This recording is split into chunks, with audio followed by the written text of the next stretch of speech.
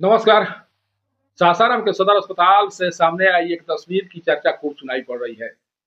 Media के माध्यम से बताने की कोशिश की जा रही है कि सासाराम के सदर अस्पताल में मरीजों के लिए सुविधाएं उपलब्ध नहीं है और मरीज सदर अस्पताल में आने के बाद दर-दर भटकते हुए नजर आ रहे हैं। जिस तस्वीर की चर्चा खूब सुनाई पड़ रही है, उस तस्वीर के बारे में बताया जा रहा है कि एक पिता अपनी बेटी को सासाराम के सदर अस्पताल में इलाज कराने के लिए लाया हुआ था, लेकिन सुविधाएं उपलब्ध नहीं होने के कारण वह अपनी बेटी को कंधे पर रखकर दर-दर भटकते हुए नजर आया, दर-दर ठोकर खाते हुए नजर आया, जिसके बाद मीडिया की निगाहें उस व्यक्ति पर पड़ी और मीडिया के द्वारा उस तस्वीर को कैमरे में कैद कर लिया गया और इसके बाद से तमाम तरह की खबरें अभी मीडिया में दिखाई पड़ रही हैं। हालांकि यह पहली बार नहीं है जब इस तरह की तस्वीर सामने आई है। कई बार इस तरह की तस्वीर सासाराम के सदर अस्पताल से सामने आ चुकी है और यह अंतिम बार भी नहीं है। इस तरह की तस्वीर बार-बार सामने आएगी, कारण कि जिस संस्थान के अधिकारी पूरी तरह से निर्लज हो जाएं, जिस संस्थान के अधिकारी पूरी तरह से मानवता विहीन हो जाएं, उस संस्थान से इसी तरह की तस्वीर सामने आती रहती है और शायद इसी तरह की स्थिति अभी सासाराम के सदर अस्पताल में दिखाई पड़ रही है। मैं ऐसा इसलिए कह रहा हूं कि जिस संस्थान के एक चिकित्सक की डिग्री को आईएमए के दौरान निलंबित किए जाने के बाद भी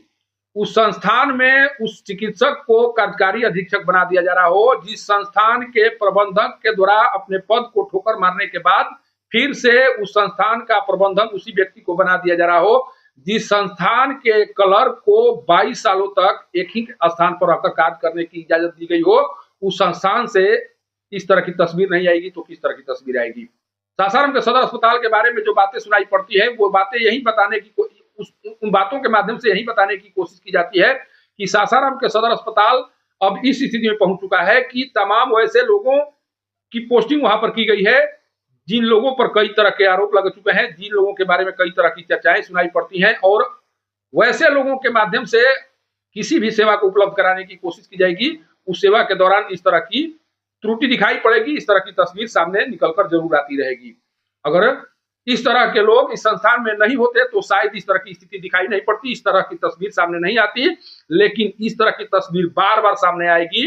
कारण कि जिन लोगों के द्वारा इस तरह की तस्वीरों को सामने लाने की कोशिश की जा रही है, उन लोगों के विरुद्ध कार्रवाई होती ही नहीं है, न कार्रवाई होगी और जब कार्रवाई नहीं होगी तो इस संस्थान के तमाम अधिकारियों में डर नहीं दिखाई पड़ेगा और जब डर नहीं दिखाई पड़ेगा तो सुविधाओं को बेहतर नहीं बनाया जाएगा। इसलिए जिन लोगों के द्वारा हाय तौबा मचाने की कोशिश की जा रही है, जिन लोगों के द्वारा यह बताने की कोशिश की जा रही है कि सदर अस्पताल की स्थिति बेहद खराब हो चुकी है, तो उन लोगों को ताजुब नहीं करना चाहिए।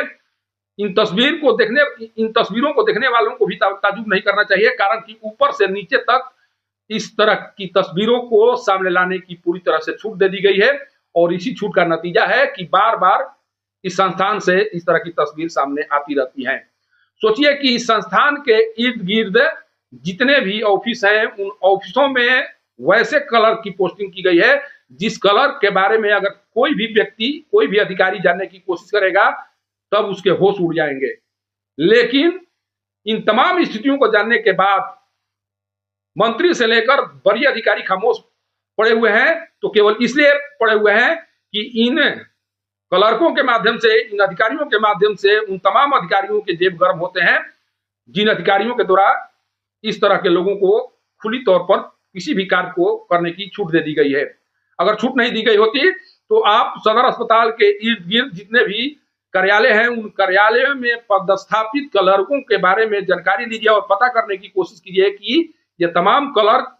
किस आधार पर यहाँ पदस्थापित हैं, उनके कार्य करने का तरीका किस तरह से रहा है और अभी उनके द्वारा क्या कुछ किया जा रहा है। इस तरह की बातों को समझने की कोशिश किया जाए तब आपको पता चलेगा। क्या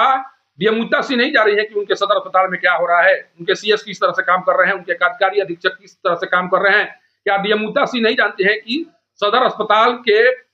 कार्यकारी अधीक्षक कार्यालय में एक क्लर्क 22 सालों से कार्य कर रहा है। इस बात की जानकारी उत्ता सिंह को नहीं है, इस बात की जानकारी उत्ता सिंह को है, लेकिन जानबूझकर उत्ता सिंह चाह रही है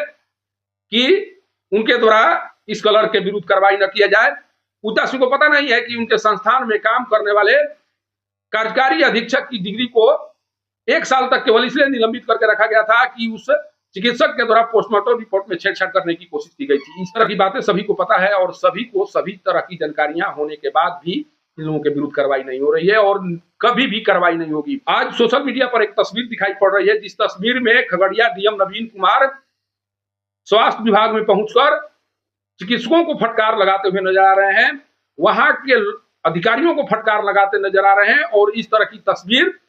रोहतास में डीएम रहते हुए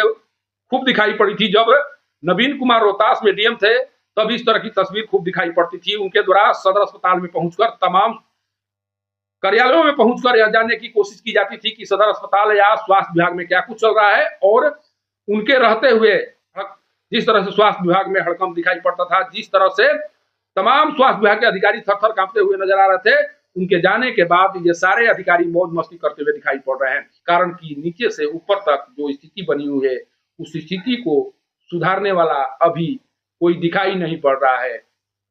सासाराम से पब्लिक न्यूज के लिए सत्येंद्र चौबे की रिपोर्ट।